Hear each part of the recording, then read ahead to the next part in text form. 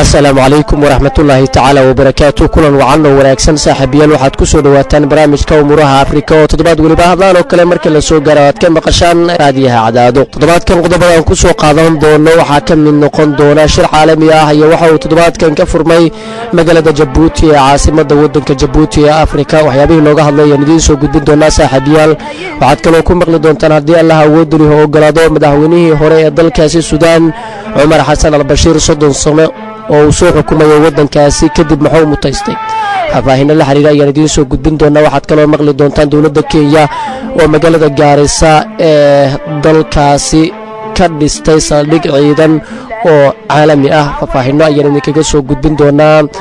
waxyaabihii ka dhacay gudaha Soomaaliya ee qaarada Afrika ayaan idiin soo gudbin doonaa qaybo ka mid ah haddii Allah awood u leeyahay ogolaado. toddobaadkan waxaa si habsami leh u socda dhismaha maamulka Galmudug iyadoona haatan laga dareemayo magaalooyinka waaweyn ee Galmudug ee bartamaha Soomaaliya ee Afrika. xafaahinno ku saabsan ayaan idinkaga soo gudbin doonaa wararka Soomaalida ee barnaamijka umuraha Afrika.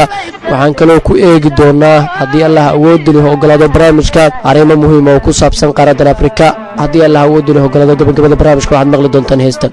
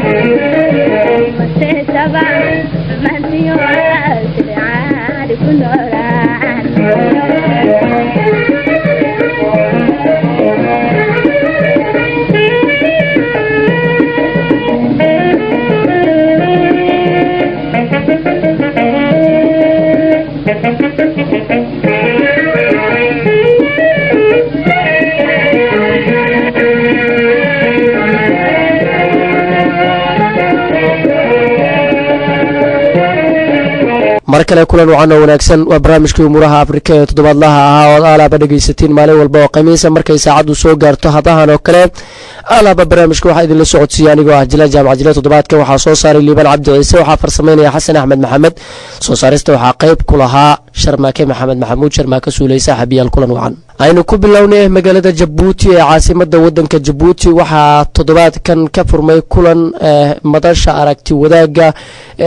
dadka la isku yiraahdo Soomaaliya ee ka soo kala jeeda wadamada Soomaaliya, Itoobiya, Djibouti iyo Kenya. dadka ku dhaqan wadanka Kenya ee loo yaqaano NFD ee ka tirsan Soomaalida kuna hadla luqadda Soomaalida ayaa qayb ka ahaa kulankaasi. waxaa sidoo kale qayb ka ahaa Soomaalida ku dhaqan dawlad deegaanka Soomaalida ee Ethiopia ee iyaguna ku hadla afka Soomaaliga. waxay qayb ka ahaayeen kulankii ka dhacay magaalada Djibouti ee caasimadda wadanka Djibouti. waxaa qayb ka ahaa sidoo kale madaxda dawladda federaalka ah ee Soomaaliya. sidoo kale waxaa qayb ka ahaa madaxda wadanka Djibouti ee ah wadan ay walaalo yihiin Soomaaliya isla markaana laga wada hadlo luqadda iyo dhalashaduba ay ka midaysan yihiin wadamada Soomaaliya iyo Djibouti. shirkan ayaa lagu qabtay magaalada Djibouti ee caasimadda wadanka Djibouti. waxaa qayb ka ahaa sidoo kale madaxda Heritage oo soo qaban qaabiyay shirkan isla markaana doonayay in uu shirkan ay Soomaalidu ku wadaagto dadka ku hadla luqadda Soomaaliga ay ku wadaagaan aragtiyadooda. kulankan oo socday 3 maalmood oo toddobaadkan ka mid ah ayaa waxaa sanadkan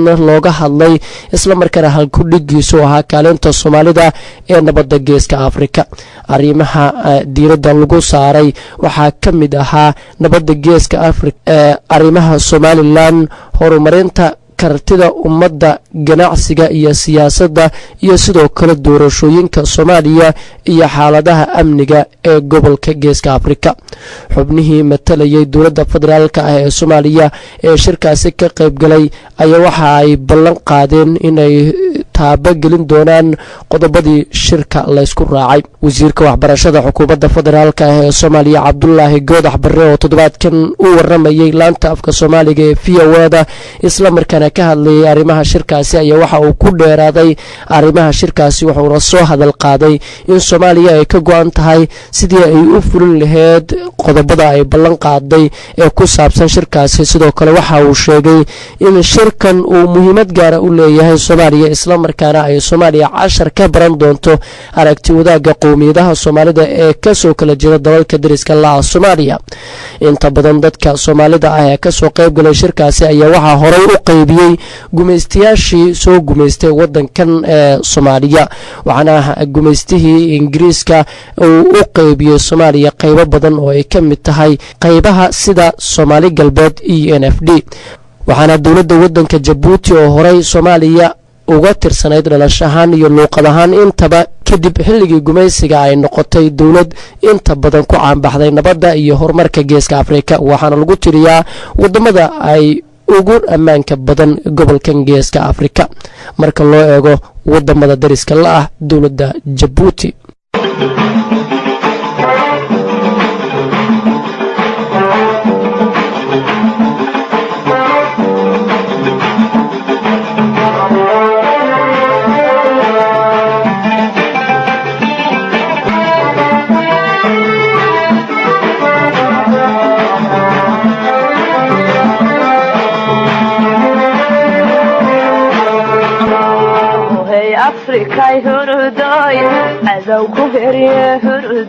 hagaag saaxiibayaal barnaamijkii umuraha Afrika ayaynu ku guda jirnaa. haddii aynu eegno markan dhanka iyo wadanka Suudaan, madaxweynihii hore ee dalkaasi Suudaan Cumar Xasan al-Bashiir ayaa toddobaadkan waxaa lagu xukumay isla markaana maxkamadda ay ku xukuntay 2 sano oo xabsi ah kadib 30 sano oo uu soo maamulayay xukun militari gudaha wadankaasi Suudaan. Cumar Xasan al-Bashiir ayaa lagu eedeeyay in uu qalqaliyay isla markaana uu qariyay hanti ay leeyihiin shacab weynaha reer Suudaan. sidoo kale waxaa la sheegay isla markaana maxkamadda ay ku soo eedeeyay inuu musuqmaasuqay hanti qaran oo loo dhiibay,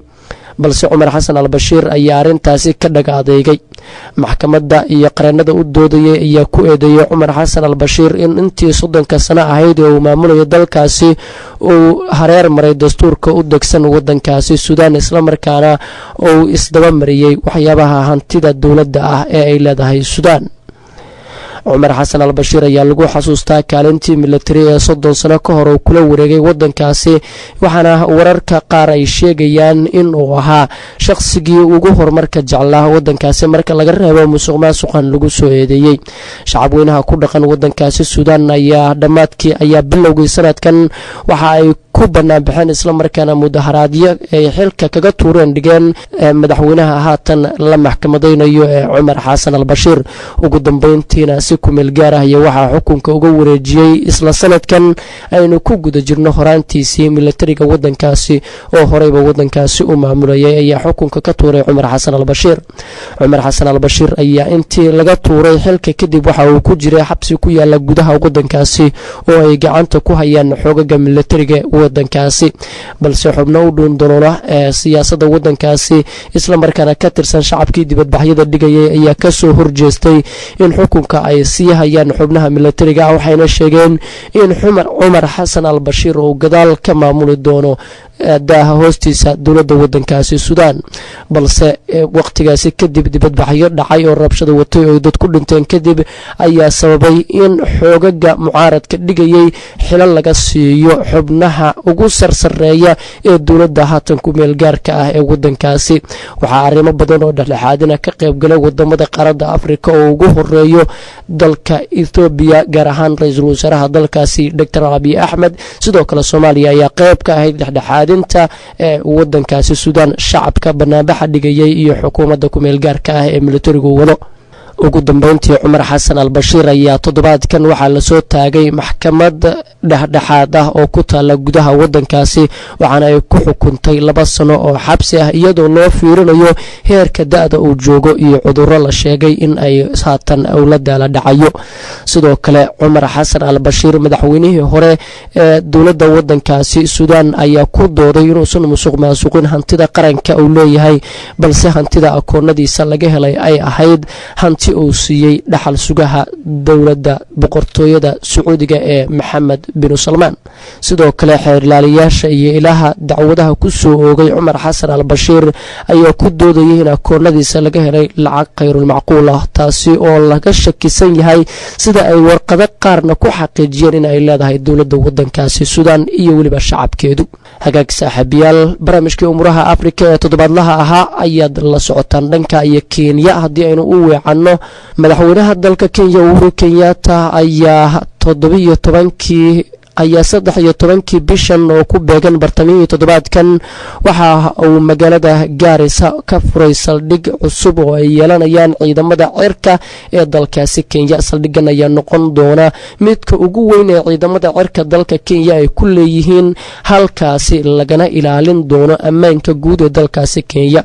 mas'uuliyiinta Kenya waxa ay sheegeen in saldhigan cusub oo qayb ka noqon doono la dagaalanka al-shabaabka weerarada ka soo qaada waqooyiga iyo bariga ee xuduudda ay la wadaagaan Soomaaliya dalkaasi Kenya balse al-shabaab ayaa dagaal xoogan waxa ay kula jiraan dowladda wadanka Kenya iyagoona inta badan weeraradooda u adeegsada dhanka xuduudda u dhaxaysa Soomaaliya iyo Kenya tan iyo markii ciidamada dowladda wadanka Kenya ay gudaha u soo galeen Soomaaliya sanadkii 2011 ee ciidamadeedu ay gudaha u soo galeen gudaha Soomaaliya saldhigan ciidan ayaa noqonaya mid caqabad ku noqon kara haddii dhan loo fiirsho sida ay khubaradu xaqiijinayaan dagaalamayaasha al-shabaab oo inta badan ku dhuumaalaysta hawdka xuduudda u dhaxaysa Soomaaliya iyo Kenya waxaase al-shabaab ay yihiin kuwa inta badan carqaladeeya ammaanka dowladda wadanka Kenya oo iyadu doonaysa inay uga guuleysato gudaha Soomaaliya oo ay ku xoogan yihiin balse gudaha dalka Kenya ay weerar ka geystaan sidii weeraradii Westgate iyo weerar ka dambeeyay oo sanadkanba lagu qaaday gudaha hotel ku yaala magaalada Nairobi ee caasimadda wadankaasi looga arrimiyo ee Kenya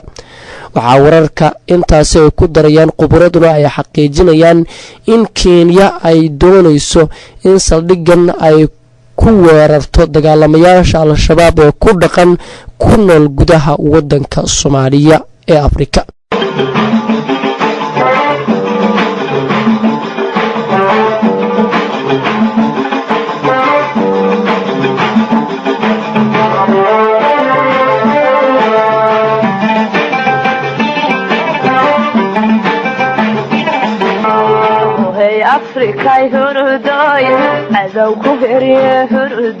hagaag saaxiibayaal umuraha Afrika ayaad la socotaan haddii aynu soo laabano wararka Soomaalida ee toddobaadkan iyo umuraha Afrika waxaa toddobaadkan guulo wax ku oola laga gaaray arrimaha dhismaha maamulka Galmudug ee bartamaha gobolada Soomaaliya ee Galmudug maamulkii ahlu sunna ee ka dhisnaa magaalada Dhuusamareeb ee caasimadda Galmudug ee Soomaaliya ayaa waxay heshiis toddobaadkii hore la gaareen dowladda federaalka ee Soomaaliya kadib muddo khilaaf u dhaxeeyay madaxda dowladda federaalka iyo maamulkii ahlu sunna oo qayb ka ah maamulka Galmudug ee bartamaha gobolada Soomaaliya dhismaha maamulka Galmudug ayaa haatan waxaa la doonayaa in la dhiso maamul loo mideysan yahay waxaana toddobaadkii hore laga soo gudbay khilaafiyo muddo soo ragaadiyay maamulkii Galmudug tan iyo markii la soo dhisay maamulkii Galmudug ee lagu dhisay magaalada Cadaado ee isla gobolka Galgaduud ee bartamaha Soomaaliya toddobaadkan wararkii ugu dambeeyay ee toddobaadkan ayaa ahaa in maamulka Galmudug ee bartamaha Soomaaliya dhismihiisa lagu dhisayo magaalada Dhuusamareeb isla markaana la xareeyay odayaashii soo xuli lahaa xildhibaanada baarlamaanka Galmudug waxaa maalmo dib u dhacay doorashada waqtigii loo asteeyay balse sida la aaminsan yahay heshiiskan ayaa fududeyn doona waqtiyo badan oo laga cabsi qabay inuu dib u sii dhaco dhismaha maamulka Galmudug waxaa haatan ay dowladda federaalka ah iyo xubnaha maamulka Galmudug ee ku dhaqan magaalada Dhuusamareeb iyo waliba guddiga loo asteeyay dhismaha maamulka Galmudug ay haatan ku guda jiraan sidii loo xaqiijin lahaa saxiixayaasha odayaasha dhaqanka saxda ah ee galmudug ee haatan la xareeyay iyo kuwa soo xaroon doona intaba waxaana sidoo kale wararku ay xaqiijinayaan in galmudug loo malaynayo in ay ku dhisanto dhammaadka sanadkan 2019 haddii kale ay gaarto bil iyo wax ka yar haddii alla ogolaado siyaasiyiinta iyo khubrada ayaa sidaasi tilmaamaya waxaana wararka qaar ay tilmaamayaanba in haddii galmudug dhismaheeda ay ahlu sunna kaalin ka qaadanayso isla markaana loo ogolaaday awood qaybsigii ay sheegteen ay ka fududaan doonto sidii waqtiyo hore la isla soo maray balse qaar ka mid ah shacabka ku dhaqan galmudug ayaa ku doodaya in aysan weli haysan saamigii loogu talagalay gudahaan iyo gib ahaanba saaxiibayaal waxaa intaa ku dhan barnaamijkii umuraha Afrika oo toddobaadkan kala socoteen radio Cadaado 88.5 megahertz waxaan ahay Jila Jaamac Jila soo saarista waxaa qayb ku lahaa Liban Cabdi Ciise farsamada hagaagsan ee hagarlaaneed waa Sharmaaka Suuley iyo Xasan Axmed Maxamed tan iyo kulanti dambe nabadgeliyo